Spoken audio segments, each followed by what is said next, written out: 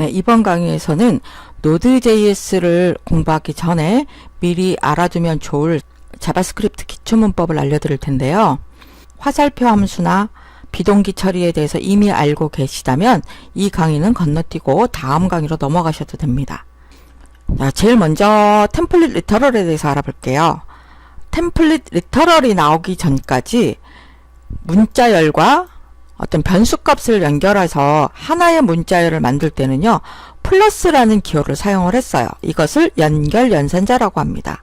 자, 변수 넘버1에 들어있는 값과 따옴표 안에 들어있는 문자열을 연결할 때 플러스 기호를 사용을 해줬고, 그 다음에 문자열도 다음에 오는 변수값하고 사이에 뭐 여백이 필요하다거나 어떤 기호가 필요할 때 그걸 이 따옴표 안에 다 지정을 해줘야 됐습니다. 그런데 더하기에서 사용하는 기호와 문자열을 연결하기 위한 기호가 같아요.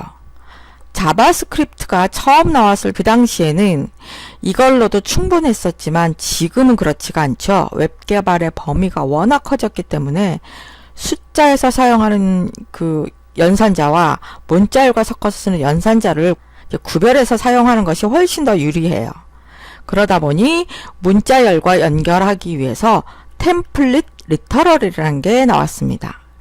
여기에서는 따옴표 대신에 백틱이라고 하는 기호를 사용을 합니다. 백틱은요, 이렇게 생겼어요. 여러분 키보드에서 왼쪽 숫자 1 왼쪽에 있는 기호입니다. 이걸 백틱이라고 하고, 위에 있는 이 문자열 식을 백틱으로 바꾸게 되면 이 문자열 전체를 백틱으로 묶고요. 달러사인, 그러니까 달러 기호와 중괄호로 묶습니다. 그리고 여기에 변수 이름을 넣어줘요. 그러면 이 달러 기호부터 시작해서 닫는 괄호 이 부분까지가 변수 값이 들어가게 됩니다. 그 뒤에 문자열은 내가 원하는 대로 그냥 쓰시면 돼요. 필요하면 필요한 만큼 공백을 넣으실 수도 있고요. 자, 넘버 2를 더하면 다시 달러사인 넣고 넘버 1 플러스 넘버 2입니다. 위에서 연결 연산자를 사용을 할 때는 변수 위치와 들어갈 문자열, 들어갈 공백 고려해야 될 게 되게 많았지만 백틱을 사용하게 되면 전체를 백틱으로 묶어주고 그 안에서 그냥 편하게 입력하시면 돼요. 단 변수 들어가는 위치에 달러 기호와 중괄호로 묶어준다. 이것만 빼면요. 자, 이렇게 저장을 하고 확인을 해볼게요. 두 개가 같은 결과가 나와야 되겠죠. 자, 이 literal.js는요 02 폴더에 있어요. 그러면 현재 폴더를 보고 나는 02 폴더에 있는 JS 파일을 실행을 할 거야. 그러면 node 02 한 다음에 literals 이렇게 하셔도 되고요. 앞으로 02 폴더에 있는 JS 파일을 여러 개 실행해 볼 것 같다. 그럼 아예 폴더를 02 이렇게 해서 옮기셔도 됩니다. 지금 우리가 보는 02 폴더는 되게 쉬워요. 폴더명이. 단순히 cd 02 이렇게만 하면 그냥 02 폴더로 옮겨가죠. 근데 또 다른 방법이 있습니다. 자, cd 땡땡 하면 다시 부모 폴더로 돌아갑니다. 베이직스로 돌아가요. 여기서 cd 한 다음에 이 02 폴더 자체를 끌어옮기세요. 이게 절대 경로거든요. C 드라이브 처음부터 시작해서 02 폴더까지. 엔터를 누르면 역시 똑같이 02 폴더로 옮기실 수가 있습니다. 터미널 창에서 폴더 위치를 옮기고 싶을 때 폴더명을 이용을 해서 cd라고 하셔도 되고요. 또는 cd라는 명령 다음에 옮기고 싶은 폴더를 드래그 하셔가지고 옮기셔도 됩니다. 어떤 방법을 쓰셔도 돼요. 자, 02 폴더에서 literals를 실행을 해보겠습니다. node literals. 네, 두 개가 같은 결과가 나왔어요. 문자열과 변수를 연결해서 사용할 때는 되도록 백틱을 사용을 하자 하고 템플릿 리터럴에 대해서 알려드렸습니다.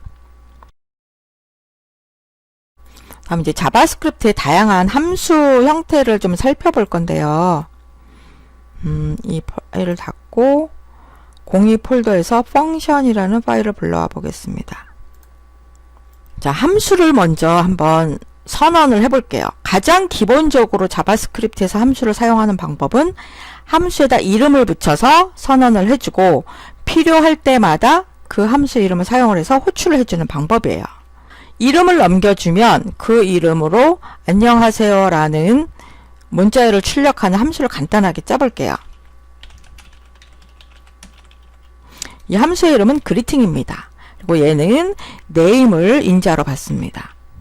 이것을 콘솔 로그에다 표시를 하는데 name에 있는 값을 표시해주고 누구누구님 안녕하세요 라는 내용을 표시하려고 합니다.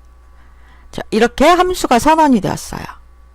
아이고, 위치가 잘못됐네요. 자, 선언을 이렇게 했습니다. 그럼 이 함수를 호출한다. 즉, 이 함수를 실행할 땐 어떻게 하냐면 요 greeting이라는 함수 이름을 사용을 해주시면 돼요. 그리고 넘겨줄 값, name이라는 변수에 넘겨줄 값, 홍길동을 넣어볼까요? 네, 이렇게 하면 실행이 되는 거죠. 자, JS 파일을 저장을 하고 한번 실행을 해보겠습니다. 네, 홍길동님 안녕하세요 라는 결과가 나왔어요.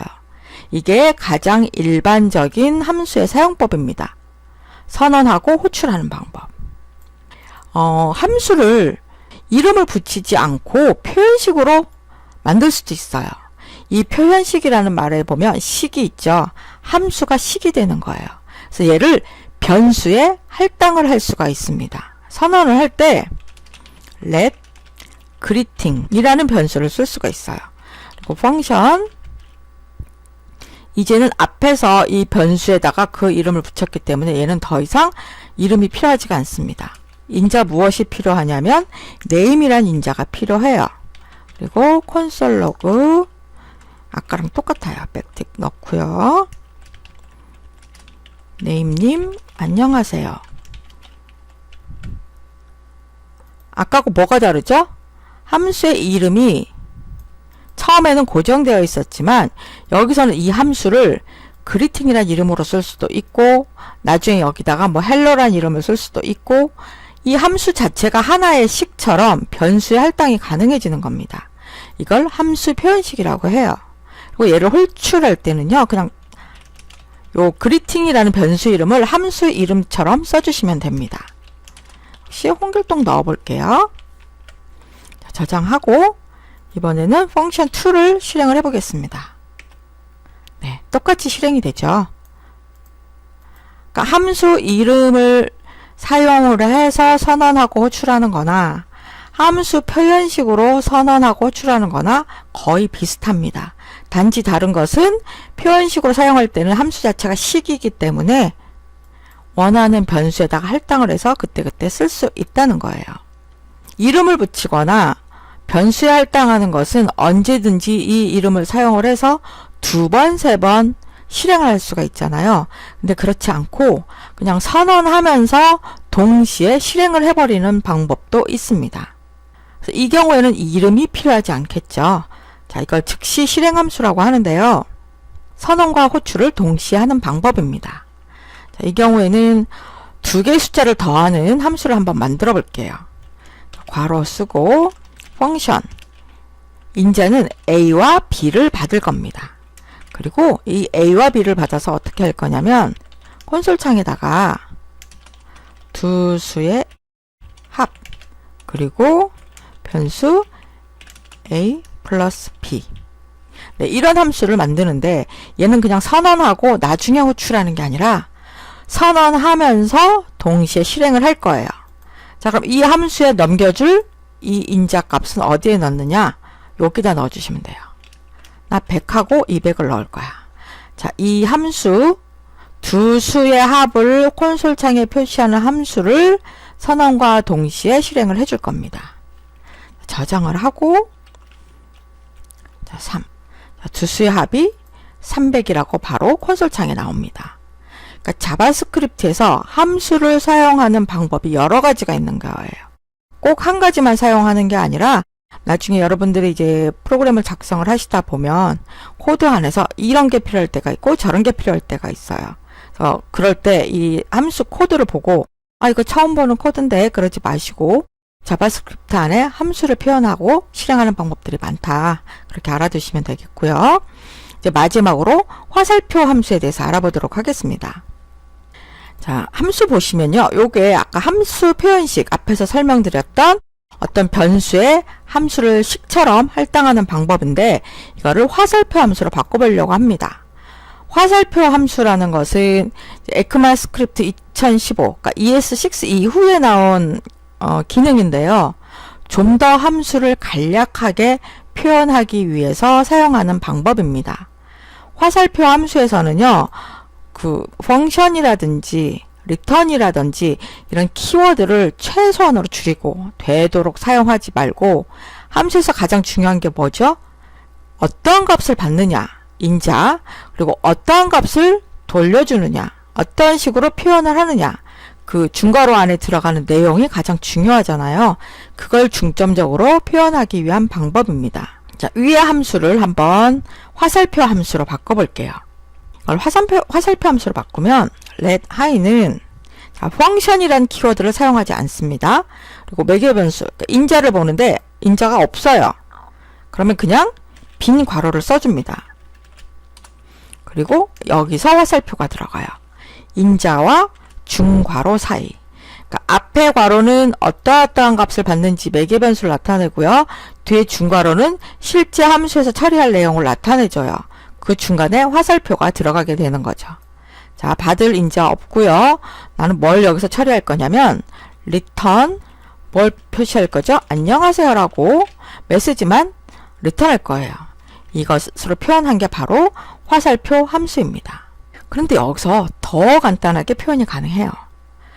만약에 이 함수 안에서 실행할 내용이 한 줄밖에 없고 그게 리턴문이 포함되어 있다면 이것을 생략할 수 있습니다.